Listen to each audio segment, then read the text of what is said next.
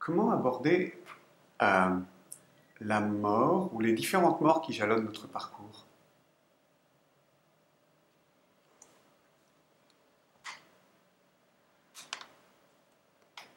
Les différentes morts, vous voulez dire les morts intérieures, les morts à soi. Toutes les morts. Oui, toutes les morts. Toutes les morts. Le deuil, en fait. Allons jusqu'au bout. J'appelle ça mort parce que c'est non seulement mourir à soi, mais mourir à quelque chose de plus grand que soi. C'est mourir à tout ce qui est autour. C'est mourir, c'est une mort physique et psychique, physiologique même. Eh bien, peut-être que de la même façon qu'il faudrait aborder la mort, la dernière, enfin, la supposée dernière, c'est-à-dire en se disant que moi, je crois vraiment qu'il y a une vie après la mort, qu'on ne meurt pas. Je suis vraiment absolument persuadée que la mort du corps n'est pas la mort de l'âme. Alors, peut-être quand j'y serai, j'aurai des doutes, mais pour le moment, j'ai une profonde certitude de la continuité de notre être au-delà de la mort, et donc de la continuité des êtres aussi qui sont morts, ceux qui sont partis. Je sais qu'ils sont partis physiquement, ils ne sont plus là, et d'ailleurs j'ai pleuré leur absence, mais ce qu'on pleure, c'est l'absence, c'est nous-mêmes en fait, c'est le fait que nous sommes privés d'eux. C'est pas qu'ils soient morts, c'est que nous ne pouvons plus les toucher. Et rien ne peut remplacer, bien sûr, la présence physique, y compris pour ceux qui ont compté pour nous spirituellement. Je ne parle pas seulement des gens qui ont compté pour nous affectivement. Il est certain que quand on a connu quelqu'un qui vous a guidé réellement, physiquement, qui a vraiment été là, qu'on a entendu sa voix, qu'on a pu toucher sa peau, c'est quelque chose dont on se sent profondément privé quand la mort du corps advient. Et en même temps, c'est là que je veux en venir, eh bien ça permet de comprendre précisément ce que c'est que l'éternité. Donc je crois que si j'avais une réponse à donner, c'est comment aborder la mort du point de vue de l'expérience de l'éternité. Et se dire, oui, voilà, en fait, ça me fait toucher du doigt, littéralement toucher du doigt, que le corps est éphémère, que ce monde est éphémère, que le monde de la matière est voué à disparaître, voué à se transformer, à changer.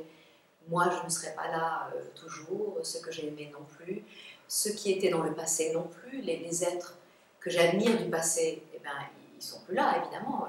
J'aurais rêvé de rencontrer Jésus, par exemple. Bon, il se trouve que je n'ai pas vécu à la même époque que lui. Encore que, qui sait, peut-être dans un autre corps.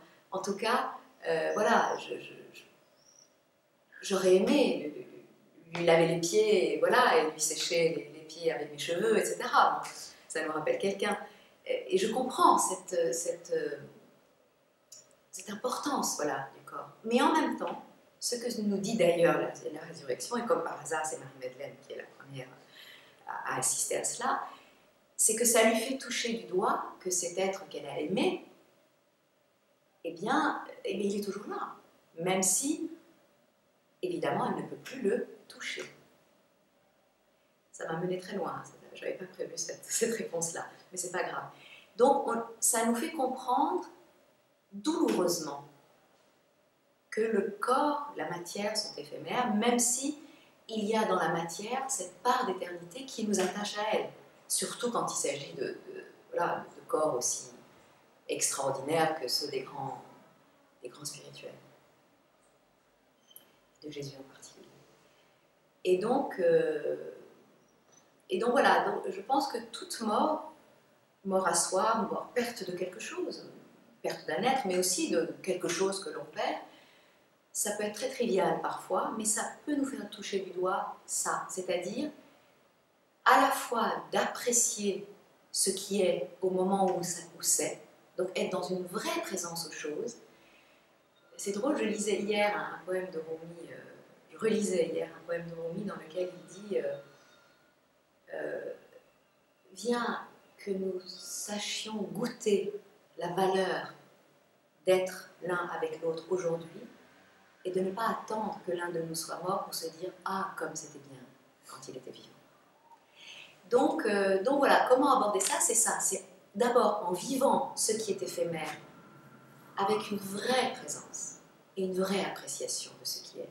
Ne pas attendre de le perdre pour dire « Ah, comme c'était bien ». Et en même temps, quand on l'a perdu, de se dire « Eh bien, comme c'était bien ». Mais en même temps, c'est que ça devait partir, c'était le moment pour que ça nous quitte. Et en même temps, ça nous quitte sur le plan matériel, mais ça ne veut pas dire que nous n'en garderons pas cette part d'immortalité, y compris dans notre propre immortalité. Quand on sera mort, ceux que nous avons rencontrés, ceux que nous avons aimés, eh bien nous allons les emporter avec nous. Et c'est peut-être ça aussi le travail spirituel, c'est de transformer tellement mon âme que je puisse emporter le meilleur pour ma propre immortalité. Le meilleur de ce que j'ai vécu, de ceux que j'ai rencontrés, ceux et celles que j'ai rencontrés. Et bon, c'est vrai que moi j'ai eu le privilège de rencontrer des êtres de lumière incroyables. Et j'espère que leur trace me restera toujours, même quand je ne serai plus physiquement ici. Merci.